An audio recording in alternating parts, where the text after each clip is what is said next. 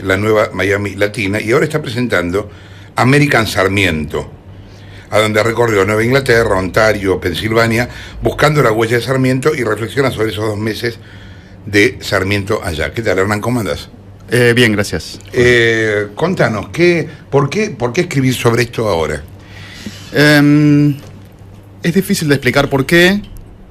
Empezó la idea del libro, pero siempre estaba la idea de Sarmiento en Estados Unidos flotando, conversando con gente. Y de repente volví a ver el libro de los viajes de Sarmiento, que es un tomo como de 1000 páginas, que en realidad le escribió la mitad de esas, pero estaba el libro ahí, lo hojeé, lo empecé a leer otra vez y me pareció que el libro estaba buenísimo, que estaba muy fresco, que muchas de las cosas que decía no solamente habían sobrevivido literariamente, que también, sino que me daba una nueva imagen de Sarmiento como un tipo que... Sarmiento tenía 34 o 35 años cuando hizo esto. Que iba viajando y mirando lo que veía, entusiasmándose con cosas, y que también resonaban en el momento político argentino actual, ¿no? Entonces ahí empecé a darle como más bola y presenté un proyecto a la editorial que les gustó. ¿Qué tenía de argentino Sarmiento como hoy pensamos en los argentinos? Es muy raro en ese sentido, porque Sarmiento había crecido en San Juan, sin conocer Buenos Aires, sin conocer Córdoba, sin conocer Tucumán, que eran las ciudades más importantes. Había estado en Chile un montón de tiempo, y de Chile un poco se va también. El viaje grande de Sarmiento, este viaje de 2 años que lo mandan a Europa y a Estados Unidos a investigar sistemas educativos, lo manda el presidente de Chile, que era amigo de él, porque Sarmiento se había metido en quilombo otra vez, con polémicas, puteando a los rivales, así, todo el tiempo en problemas. Entonces el presidente le dijo: mira, anda a hacer este viaje, volvé dentro de 2 años y vemos qué pasa. Entonces no era tan argentino, y sin embargo él, después de 10 años fuera de Argentina, sin tener contacto con Argentina, él iba a Alemania y todas las cosas le parecían... Él las miraba desde la óptica argentina y de cómo podía funcionar en Argentina, y en Estados Unidos igual, y como que no podía dejar de pensar en eso, ¿no? Y eso lo cuento en el libro, y a mí yo me sentí identificado con eso. Llevo casi 10 años afuera de Argentina y sin embargo estoy todo el día leyendo Argentina y conversando con gente de Argentina y pensando en Argentina y escribiendo sobre Argentina. ¿Y en tu caso, por qué no terminaste de irte?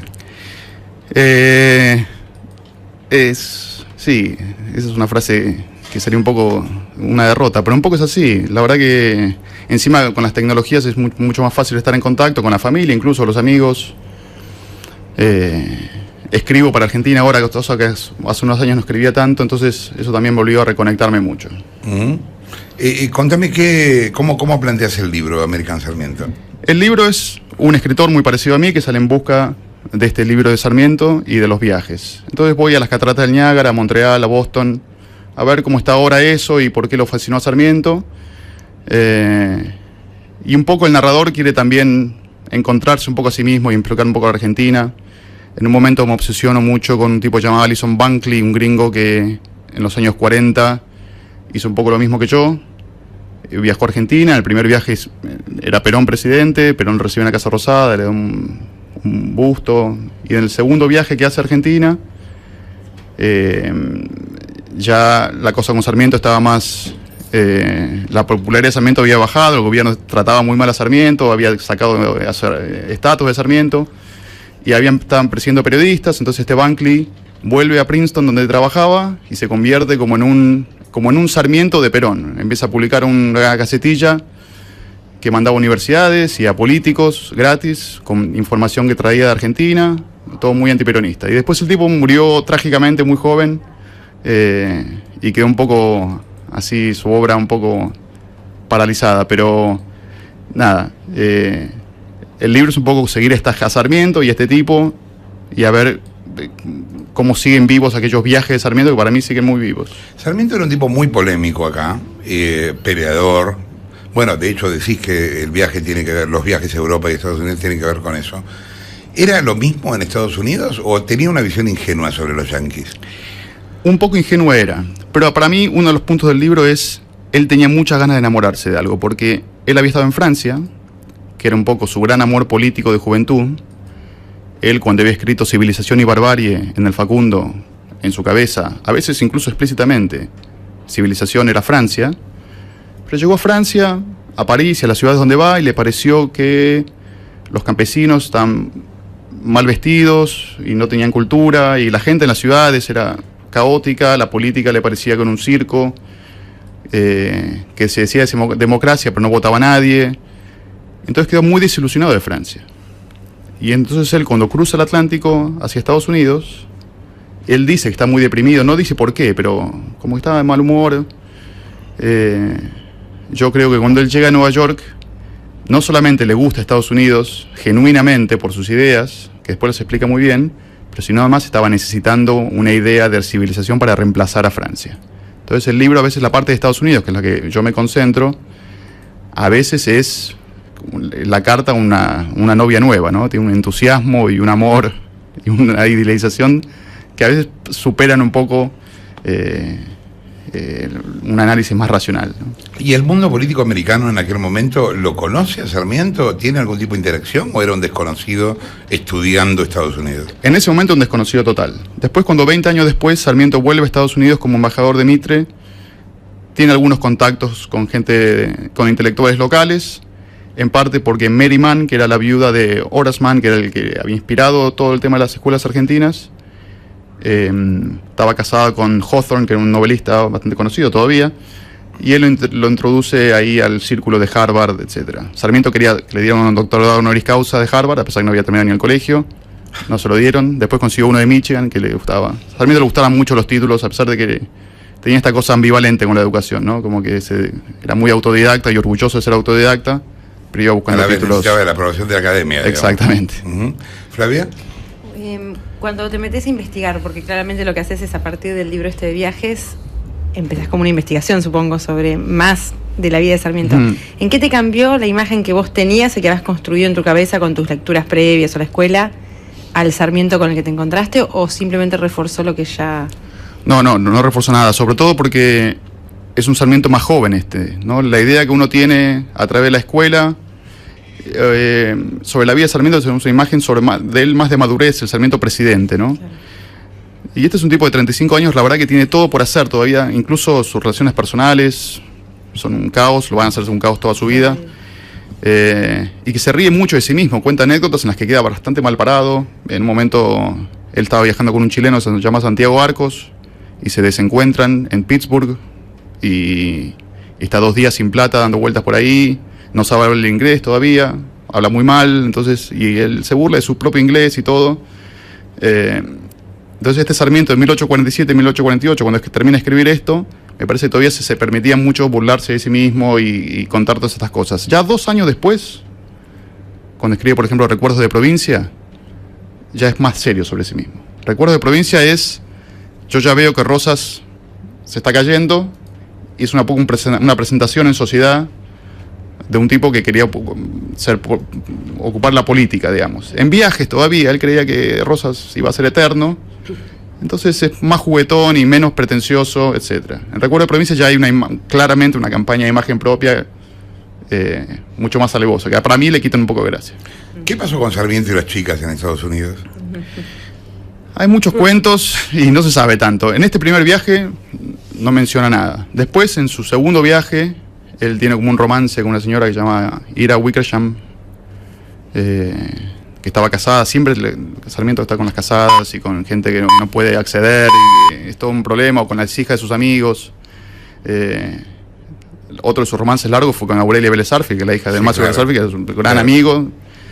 Pero nunca está claro hasta dónde llegan esos romances, ¿no? Están las cartas, que me parece que el gran protagonista de las cartas, los romances prohibidos del siglo XIX, eran las cartas.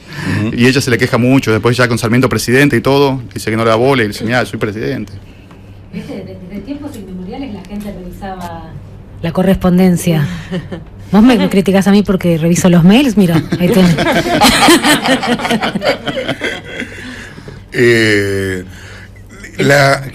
El tema de las docentes norteamericanas que trajo Sarmiento, ¿cómo fue? Eso es posterior a este viaje. Y ella más cuando él está a cargo de políticas públicas, cuando es primer ministro de Educación y después presidente, pero viene un poco de eso, de que su gran modelo de educación era Massachusetts, que en ese momento era el único lugar casi del mundo con un sistema tan amplio de educación pública, universal y gratuita, tenía casi 200.000 alumnos, esto hace 1000 años, o sea que... y Sarmiento creía mucho en no digo copiar, pero sí basarse o tomar como influencia modelos extranjeros para Argentina, que él creía que no había nada en Argentina, y un poco tenía razón. Entonces las maestras vienen de eso, que empiezan de su fascinación estaba en Estados Unidos en 1847, que no la va a perder nunca. Sarmiento, una de las últimas líneas que escribe en su último libro es: seamos como Estados Unidos. Ellos se la saben todas, sí. Yo fui a un colegio que la fundadora era Mary Graham, y el himno decía: Mary Graham fue la insignia maestra que esta escuela fundara con gloria, su preclara y brillante memoria no pudieron los años borrar, nos la trajo en su afán progresista desde Estados Unidos Sarmiento. Exacto. Así cantábamos las niñas del Normal 1 de La Al final, Plata. ¿cuántas fueran? 10, ¿no? No fueron No muchas. fueron tantas, pero tuvieron una influencia que va mucho más allá de eso, además del mito de que todo el mundo sabe sobre las maestras. Muchas de ellas después como fundaron escuelas y... Ese es el tema, eran colegios normales magisterios, digamos. Claro. Las chicas que egresaban de esos colegios ya eran maestras, que era la intención de Sarmiento, era generar profesionales acá argentinas, ¿no? Pero una de las cosas que digo en el libro mucho es, sobre la Argentina actual, ¿no? Es el tema de ver si Argentina puede aprender cosas de otros países. Y que me parece que en estos años ha sido un debate muy importante, ¿no? Por ejemplo, Sarmiento lo tenía clarísimo. Él decía que cuando nombran presidente dicen: yo soy extranjero. Si me nombran presidente, yo no tengo territorio, no tengo aliados políticos, no tengo nada. La única experiencia mía es que hace 30 años estoy dando vuelta por el mundo. Entonces, si me eligen, es porque soy extranjero. Bueno, de hecho lo eligen estando afuera. Sí. Claro. Bueno, uno de sus libritos favoritos, que a mí más me gustan, es un diario que escribe en el viaje en barco de Nueva York a Buenos Aires, cuando se va enterando que es presidente, porque no estaba del todo claro todavía, y se entera en Pernambuco, o una de las paradas en Brasil, que va a ser presidente. Ese es uno de los libritos menos conocidos, pero está muy bueno, porque aparte él, ya relajado, porque sabe que va a ser presidente, vuelve a escribir, para mí, en el estilo de viajes o anterior, más reflexivo, más permisivo con el mismo. Sí, exacto. Se burla de sus problemas estomacales, por ejemplo, cosas así. ¿Qué quería Sarmiento? Primero es imposible sacarlo de su psicología, me parece, ¿no? Era como un animal temperamental. Terco, ¿no? Claro, decían el loco todo el tiempo, ¿no? Era un animal, pero que proponía soluciones racionales para la Argentina o para políticas públicas, ¿no? Era un tipo que todo lo procesaba de una manera muy temperamental y muy irracional, pero cuando llegaba el momento del gobierno, él quería hacer trenes, el telégrafo, el censo, la calle de inmigrantes, las escuelas públicas, todas resoluciones muy poco emocionales y muy poco políticas, digamos, muy tecnocráticas. Pero él era como un animal. Entonces, estas dos cosas Sarmiento coincidieron siempre. Pero a partir de Estados Unidos se fortaleció mucho la parte más científica, digamos, que antes no tenía. Dame un segundo, vamos al informativo y seguimos Dale. hablando del loco Sarmiento con Hernán Iglesias Illa. Son las 13:34.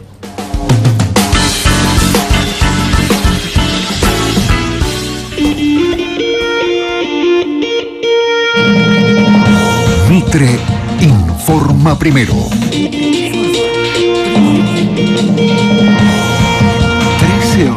13:34, espléndida la tarde porteña, temperatura 23 grados 6 décimas, todo el sol.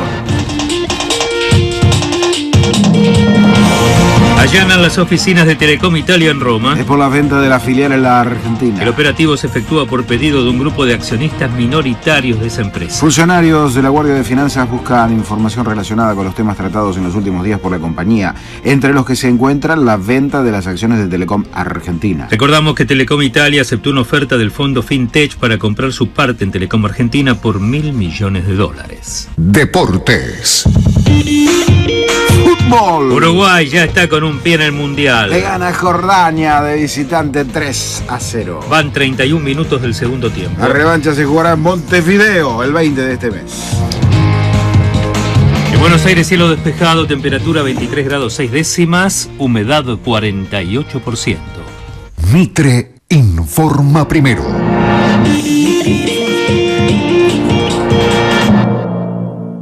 Inicio de espacio publicitario. Los mejores locales, Spotlight. La mejor atención, Spotlight. Todo para vivir el deporte, Spotlight. Claucol. ¿Vos querés saber qué es Claucol? Claucol es como la sensación de llegar tarde al trabajo y darte cuenta que es domingo. Esa misma tranquilidad te la da Claucol, la línea de adhesivos y pastinas más confiable para la colocación de pisos y revestimientos cerámicos. Claucol, la confianza no se despega, la tranquilidad tampoco.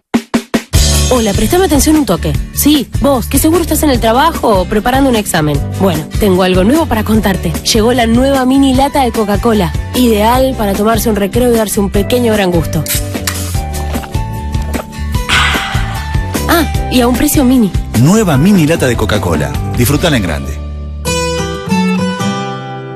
Un trabajo duro exige Gaucho.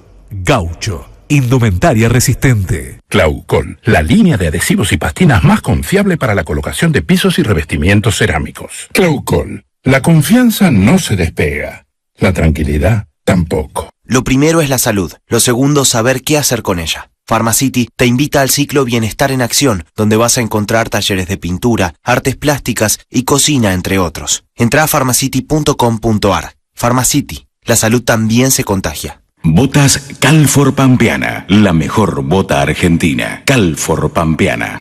A través de la gestión responsable de Grupo Telecom, miramos al mundo de una manera distinta, comprometiéndonos día a día.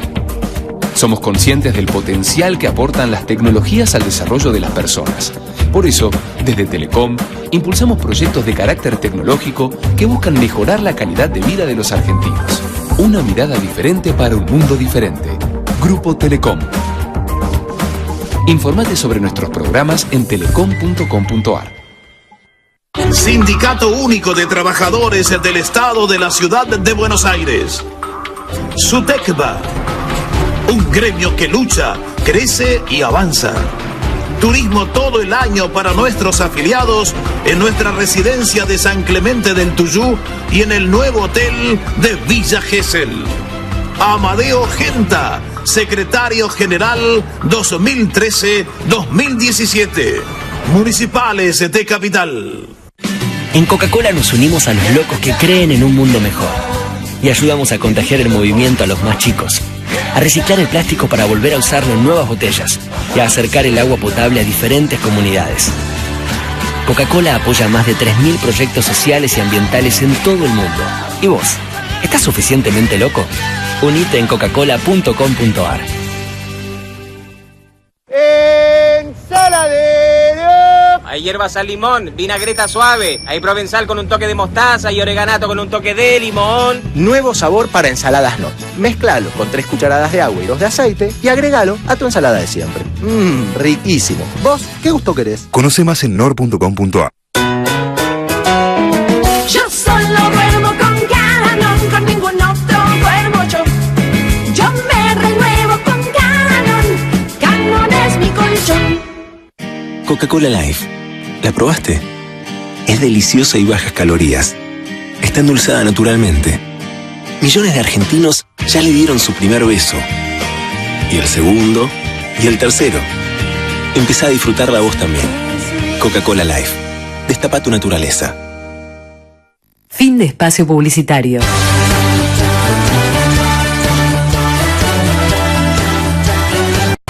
2:20 de la tarde. El momento de agradecer especialmente a toda la gente que nos acompaña. Muchas gracias como todos los días a Radio Taxi. Taxi, ya pedí tu taxi llamando al 4904-1010. Gracias también a Dos Escudos, Juncal 905. Y gracias a Sushi Fon. Pedí tu sushi llamando al 0810-345-7874. Tenemos nombres de ganadores. Verdad. De los libros de miércoles, ganadores. Sebastián Hernán Sal, William Walter Lupia, Susana Maidana y Andrea Urbicaín. Cada uno de ellos tiene su libro de miércoles. Está haciendo calor, ¿viste? 23 grados 6 décimas. Se vienen los días en que empezamos a lucir más nuestra figura. Entonces necesitamos vernos mejor. Por eso te recomiendo el nuevo Adelgafruta Esbelta. Su renovada fórmula te puede ayudar. ¿Renovada? Sí, te puede ayudar a controlar el apetito, generando sensación de saciedad.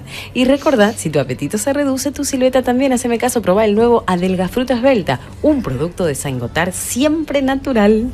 Estamos hablando con Hernán Iglesias Silvia, que es periodista argentino, vive en Nueva York hace un tiempo. Escribió Golden Boys, una historia de los banqueros latinoamericanos en Wall Street. Miami, un relato de no ficción de la nueva Miami latina. Y American Sarmiento. Y bueno, sobre eso estábamos hablando, sobre el loco Sarmiento. ¿Por qué fue la polémica con Alberdi de Sarmiento? Fue una polémica que duró décadas, ¿no? Como eran rivales internos. Alberdi era el autor de la Constitución, ¿no? Para decirlo rápido. Claro, pero por ejemplo en la Constitución de 53, en los debates anteriores, se mandan cartas, se dicen de todo, Sarmiento y Alberdi. Sarmiento un poco quería, tomando lo que había aprendido de Estados Unidos o su fascinación con Estados Unidos, prácticamente copiar la Constitución de Estados Unidos. Y Alberdi tenía un enfoque filosófico distinto que decía que la ley se tenía que derivar de las costumbres y de la historia local, un poco mezclada con algo. Y Sarmiento decía que no, que en Argentina no había historia de nada, que no servía, todo lo que había pasado era más para tener vergüenza que enorgullecerse de algo. Entonces había que traer el modelo de Estados Unidos que funcionaba bien. Y a todo esto Sarmiento de golpe se había hecho federal, él había sido educado comunitario, se había definido comunitario cuando era joven, pero en Estados Unidos ve que el sistema federal, con mucho poder para los estados, funcionaba. Entonces vuelve a Estados Unidos y dice, ahora yo soy federal. Es un poco lo separaba de Alberdi, pero además él tenía, me parece, una visión más democrática, más rápida, o de un capitalismo más igualitario que Alberdi, que tenía su prioridad era más en el orden y en la construcción del Estado. Por ejemplo, Sarmiento proponía no una reforma agraria como se la conoció después, pero sí hacer lotes con propiedad clara, fomentar la agricultura versus la ganadería. Por eso ahí ayudó a fundar Chivilcoy, que era como un modelo en ese momento. Él quería, de hecho, cuando nombra presidente, dice que su propuesta es formar 100 Chivilcoys, ¿no? 100 colonias agrarias que se parezcan a Estados Unidos, en el fondo. Sarmiento muere en el exilio, ¿no? En Paraguay. ¿Contra quién peleó? ¿Por qué se fue? Era más un exilio de salud, Él, los inviernos en Buenos Aires estaba pasando mal, entonces iba a Paraguay. Este era el segundo invierno que iba, o el tercero. A pasar el invierno y después volvía.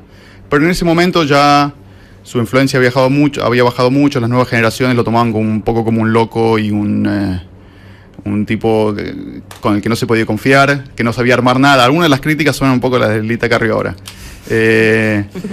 Pero que sí, las generaciones más nuevas no lo tomaban en serio. Eso cambió al día siguiente prácticamente de su muerte. Cuando murió, todos los más jóvenes, desde Pellegrini y todo, ha muerto un prócer, y su canonización historiográfica fue casi instantánea, sobre todo con el tema de la educación. Y eso quizás no le habría gustado tanto a Sarmiento, que se definía como un maestro, pero él también se definía como un pensador de todo el país, ¿no? No solamente el tema de las escuelas. ¿Qué tuvo que ver con su época? ¿Fue síntesis de qué, Sarmiento? Me parece que es una buena transición él entre el principio del siglo XIX, que era más romántico y creía en las grandes fuerzas de la historia, entre la anarquía y la democracia, y como que la gente creía que los países se movían por estas fuerzas grandes y más espirituales, hacia un fin del siglo XIX, donde se pone más de moda, ¿no? En la época victoriana, el cientificismo, digamos, o la ciencia y las explicaciones más positivistas. Sarmiento un poco acompañó ese proceso. Cuando era más joven, era más espiritual, le gustaba, era más romántico en ese sentido, y además, cuanto más viejo se hizo, más científico se hizo y más positivista se hizo. De hecho, al final, su último libro, que es Conflictos y Armonías de las Razas en América Latina, es un libro que tiene los problemas un poco de las modas intelectuales de la época, de creer que distintas razas tenían distintas capacidades. Montesquieu. Un poco, sí. La teoría de los climas, digamos, eso. Claro, pero aplicado a las razas. En lugares cálidos se trabaja poco, en los lugares fríos se trabaja más. Es bastante loco como pensamiento, claro, ¿no? Y eso pasó de moda muy rápido. Eso de Sarmiento envejeció más. Es un libro que nadie lee, digamos. Claro. Yo un poco en el libro me quejo de que él, siendo joven, en 1845, él está en la frontera entre Estados Unidos y Canadá y se pregunta ¿por qué Estados Unidos es tan rico y Canadá, que en ese momento todavía era colonia británica, no tiene nada, digamos, no pasa nada? Y dice en un momento, bueno, no puede ser por la diferencia de la población, porque son iguales, los canadienses y los gringos son iguales. Entonces, ¿por qué? Si él dice, bueno, deben ser las instituciones económicas, cómo se organizan, que es un tipo de pensamiento que incluso ahora está de moda. Hay un libro nuevo de por qué fracasan las naciones, que estudia exactamente eso. Ciudades que están de un lado y de otro de la frontera, uno rico y otro pobre, en Corea del Norte, Corea del Sur, en Estados Unidos y México, y dice, bueno, ¿por qué una le va bien y otra le va mal si tienen todo igual? Y la respuesta más o menos es la misma. ¿Por qué? ¿Cómo está organizada la economía? Eso Sarmiento lo vio muy bien de joven y de viejo. Ya no lo vio. Claro, admitía una respuesta compleja a los 35 años y a los 75 era un poco más simplista. Y el rol de la Iglesia, porque hay una teoría justamente que dice los países que vienen de tradición católica son más subdesarrollados que los países con tradición protestante. Bueno, Sarmiento era muy anti-España desde que nació hasta que se murió. Para él, todo lo español tenía connotaciones negativas. Él era anti-Córdoba, por ejemplo, que le parecía que era un gran seminario. La ciudad de Córdoba, le parecían que eran todos monjas y curas.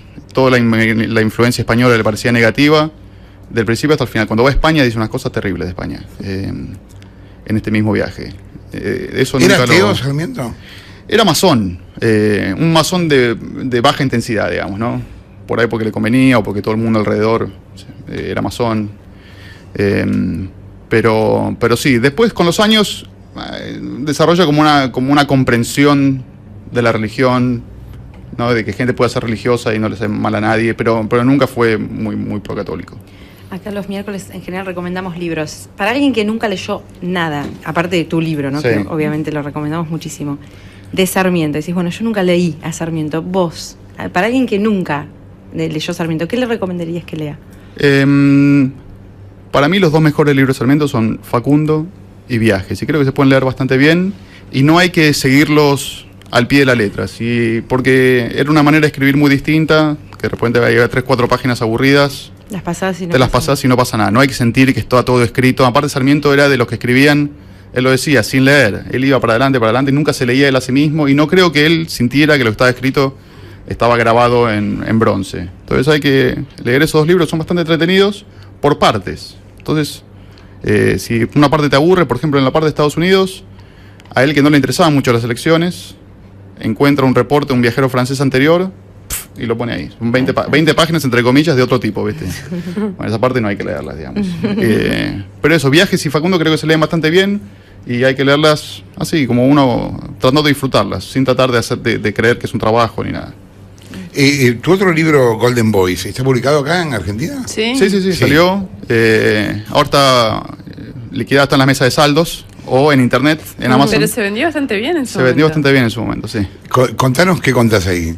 Es una historia de los argentinos que han ido a trabajar a Wall Street, combinado un poco con la historia de Argentina con los mercados de deuda. Hubo un momento, a fines de los 70, en lo que Argentina fue una gran lotería financiera por la desregulación de Martínez de Oz, y un montón de tipos que venían de la calle, que no tenían mucha educación, aprendieron un montón de cosas. Cuando en el año 82 y 83 todos los países de América Latina empiezan a defoltear sus deudas, y a partir del año 86-87 se empiezan a hacer unos mercaditos chiquitos, medio subterráneos con esa deuda, los grandes bancos empiezan a llamar a estos argentinos y los empiezan a llevar a Nueva York. Con los años, eso se empieza a hacer un poco más sofisticado, los mercados emergentes, como se llaman ahora, crecieron mucho. En los 90 estos bancos empezaron a emitir deuda a países latinoamericanos, sobre todo de Argentina, que como no podía devaluar por la convertibilidad, se endeudaba. Y siguieron yendo argentinos, ahora más con educación universitaria, con másters, etcétera, que en un momento, en el 2000 y 2001, tuvieron una influencia, no digo importante, todo es muy difícil de medir, pero salían en los diarios opinando, tipos que tenían 32, 33 años, sobre cómo le iba a ir a la economía argentina, o yendo a la Casa Rosada a negociar con ministros de Economía para prestarles $1.000 millones. Y esos tipos estaban a cargo de, no solamente Argentina, sino de América Latina y de regiones como Europa del Este, de África, tipos muy importantes en su momento. Y yo cuento la historia de ellos hasta el año 2006-2007, sí. Justamente ahora me pareció un buen momento para hacer un paralelo. Lo que vos en el libro se decía, y ya lo sabemos, es que la Argentina como lugar de timba, digamos, desde allá hacer timba con la deuda argentina era muy rendidor, que es lo que pasa cuando nos va mal en general. En este momento, hoy, ¿vos tenés algún registro de si estos Golden Boys están otra vez haciendo grandes negocios con nuestra economía? No, Argentina cuenta muy poco ahora. Como hace mucho no emite deuda, los otros países de América Latina tampoco emiten tanto. Ahora porque justo se dio que ahora Wall Street permite emitir en las monedas locales. Entonces Brasil le emite en reales. Entonces no es tan dramático como antes, que vos emitías en dólares y después no podías devaluar porque tenías que pagar esto. Pero Pero igual Argentina está como un poco fuera de los mercados en este sentido. Lo que quedan son los bonos de la reestructuración, etcétera. Casi todos los que conozco que siguen en Wall Street, en Nueva York, trabajan en otros países, trabajan sobre otros países que no es de Argentina. No es tanto negocio. Las reestructuraciones de Kirchner sí fueron negocio. Hubo varios bancos ahí, trabajaron mucho tiempo y ahora ya no queda mucho. ¿Cómo estás viendo el país comparándolo con cuando te fuiste? Me cuesta un poco porque primero que sí lo sigo bastante de cerca, ¿no? Así que y soy como medio escéptico de las grandes opiniones y de decir esto está bien o esto está mal, aunque en general tengo una opinión, quiero decir, negativa de los gobiernos de los Kirchner. Tampoco me da como para decir, no me gusta ser apocalíptico. Creo que por cuestiones que exceden al gobierno y que exceden a la clase política, las estrellas favorecen a Argentina por los próximos 10, 20 años, o sea que tampoco creo que pase nada más que sea grave. Y tengo estas teorías más deterministas de un país con, no sé, con $20.000 de PBI per cápita, un poco se va arreglando solo, ¿no? Si el crecimiento se mantiene, yo creo que la cultura política va a ir mejorando de a poco. Es difícil ser rico y ser muy berreta, ¿no? Entonces, esa es mi esperanza, es decir, si sigue el crecimiento de alguna manera se va arreglando todo. Y cuando te planteas volver, ¿por qué no lo haces? Un poco por inercia también, ¿eh? Cuando sos más joven me parece que estás más dispuesto a hacer cambios abruptos, o cada 2 o 3 años. Yo viví en España del 98 al 2001 y de repente dije, bueno, me vuelvo a Argentina, tenía trabajo y todo. ¿2001 volviste acá? Volví acá el día que renunció. Olvídate, te fuiste nadando. O sea, el día que renunció López Murphy, llegué acá. Volví el día que renunció López Murphy, o sea que un timing malísimo. Pero ahora, qué sé yo, empiezan a pasar los años, eso es un poco lo que está en el libro también, ¿eh? Un poco estoy medio acomodado en mi barrio. Tengo una vida apacible, ¿no? Sin muchos picos ni muchos valles. No me pasa nada demasiado excitante ni nada demasiado trágico. Entonces empiezan a pasar los años y sigo ahí. Entonces, no sé. Si alguien viene con una gran propuesta para venir a volver a Argentina, lo pienso y no lo descarto para nada, ¿eh? Pero a ver qué pasa es como más difícil. Aparte, mi mujer no es argentina, entonces también es como más difícil. Gracias por haber estado acá. No, gracias por invitarme. Hernán Iglesias Illa, periodista, autor de American Sarmiento. Son las 3:53.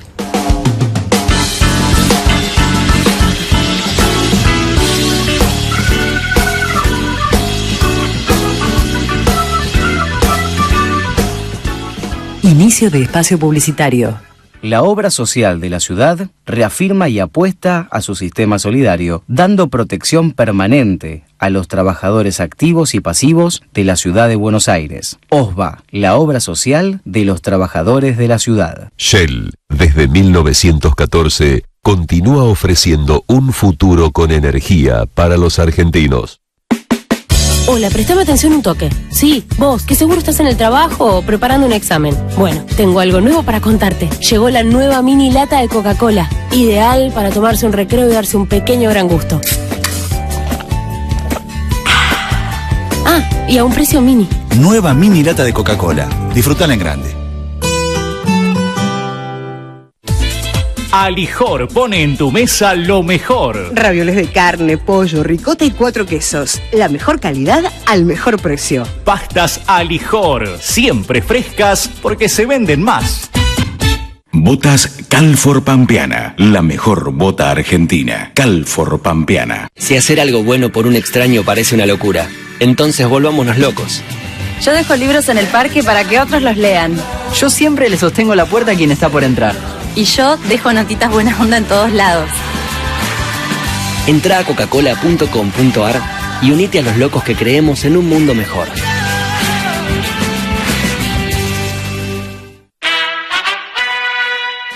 Prepaguero, ahora Claro, triplica todos los días. Sí, hoy, mañana, pasado.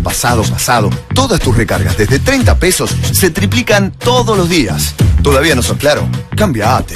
Busca tu chip Claro en cualquier kiosco y triplica todos los días. Prepaguero, pa' que respeten. Claro con tarjeta, rinde más. Oferta válida desde el 12 de noviembre de 2013 al 31 de diciembre de 2013 para recargas desde 30 pesos. Condiciones en claro.com.ar. AMX Argentina Sociedad Anónima. CUIT 30 66 32 88 49-7 Avenida de Mayo 878 Cava. Elegí la última tecnología para lavar tu ropa. Querubín jabón líquido, con más poder de limpieza y una exquisita fragancia. Limpia y protege las telas, dejando tus prendas impecables. Querubín.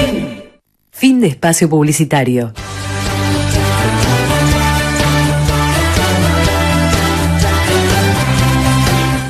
13:56. Con un cielo despejado en la ciudad de Buenos Aires, con 23 grados 6 décimas de temperatura, la humedad 48%. Recordá, pronóstico máxima para hoy 29. Para mañana jueves máxima de 31. A la mierda. Mucho calor, pero el viernes se viene el agua. Sábado mínima 12, máxima 24. Flavia. Vos sos consciente, ¿no? Que las únicas acá que quedamos al pie del cañón hasta las 2 de la tarde somos las mujeres de esta mesa, ¿no? Bendito tú eres. Bien. No, eso quería decir. Fernanda. No, yo... Una sección de autobombo de Flavia. Sí. No, yo quiero contar una noticia, que para eso vengo, que se creen que vengo para hablar de mi vida privada acá. Está muy bien. El jueves 21 de noviembre finalmente se estrena la versión definitiva del documental de Israel, Adrián Caetano, sobre Néstor Kirchner. Se llama NK. Está producido por Jorge Topo Devoto y Fernando Chino Navarro y se va a estrenar solamente en los cines Gomont y Arte Cinema de la Ciudad de Buenos Aires y en los espacios Inca de todo el país. Perdieron un montón de plata con la primera vuelta. No va a tener una difusión. En comparación a lo que fue la primera, fue increíble. Se estrenó en 8.000 cines la primera. No, la primera no se estrenó. No, ¿te acordás? La primera se refiere a la de Paula de Luque. Primera de Caetano, la primera la de Paula de Luque. Paula de era Luque. Un tanque de Hollywood. Lo que pasa es que les debe haber salido mucha plata en... No, pero me refiero a un tanque de Hollywood en el sentido de que en el año pasado habíamos contado eso, cómo era que la distribuyeron por todos lados. Sí. Intuyo, no lo sé, porque realmente esto no sé, pero cada copia debe costar un dinero. Había copias en todas las salas de todo el país. Son carísimas las copias. Por eso, lógico. no la miró nadie. Se ve que en esta vuelta prefirieron ponerse más modestos. Bueno, acá Caetano asegura que esta no es la versión que se vio ni por internet, ni que la versión que lo obligaron a ver por Canal 7. Es loco eso también, ¿no? Porque si vos aceptás hacer una película por encargo, jodete. Sí, bancátela. O sea, si no, no hagas una película por encargo, hermano. No, pero no es tan simple. ¿Por qué? Pues porque no conoces a Adrián Caetano. Es un loco.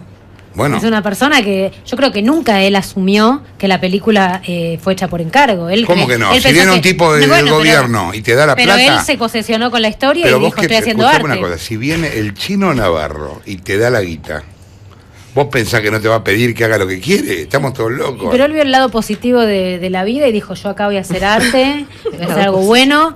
En cuanto el Chino Navarro vio que no era un chupamedismo absoluto, dijo, no, bueno, Caetano gracias, es loco, pibes. pero no es boludo. O sea, no puede ser que haya pensado eso. Y bueno, pero una cosa no tiene nada que ver con la otra. Vos podés no ser boludo y ser loco y creerte que estás haciendo una obra de arte. ¿O no? ¿Cuándo se estrena la obra Se de arte? estrena el 21 de noviembre y mañana va a haber una van premier con invitados especiales, con artistas cash. Con artistas cash con K. Bien, ¿qué otra novedad? ¿Firmó Marcelo? Mañana. Eso dicen, mañana firma, ¿no? ¿Sí? ¿Qué? ¿De qué te reís, Ana? Nada. Chicos, Trastiendas del programa de Esta radio. es una primicia que estamos dando. Mañana firma Marcelo Tinelli con Canal 13 para volver el año que viene en abril con Showmatch. Ya hay gente convocada para estar en el bailando. ¿Quién está convocado? Nosotros tendremos nuestro candidato Juan Martín Melo. Vamos, Melo. Martín Melo Nieves Haller tiene que estar ahí. ¿Podemos meter Esos son nuestros presión? pollos. ¿Podemos meter presión? Podemos meter presión, pero bueno, se venía diciendo esto, que se va a concretar mañana. Va a ser una firma muy linda, vamos a estar todos muy contentos de volver Marce a casa. ¿Fariña va al bailando? No. Todavía eso no está confirmado. Eso es la tapa de Pará, pronto. ¿y Karina? Imagínate si van los dos por separado. Una bomba. Para que sea por ahora había una sola confirmada que era Eleonora Casano. Además, los contratos se va a ir viendo de acá hasta abril. Me Siempre duermo se con habla, todo el respeto del mundo. Siempre se dice que va a estar uno, que va a estar el otro. Hasta que no firmen el contrato, yo no me atrevería a decir nada. Por ahí baila Karina y Fariña está en el jurado. No. Ahí sería todo esto sería muy bueno. 2 de la tarde, señores, chau.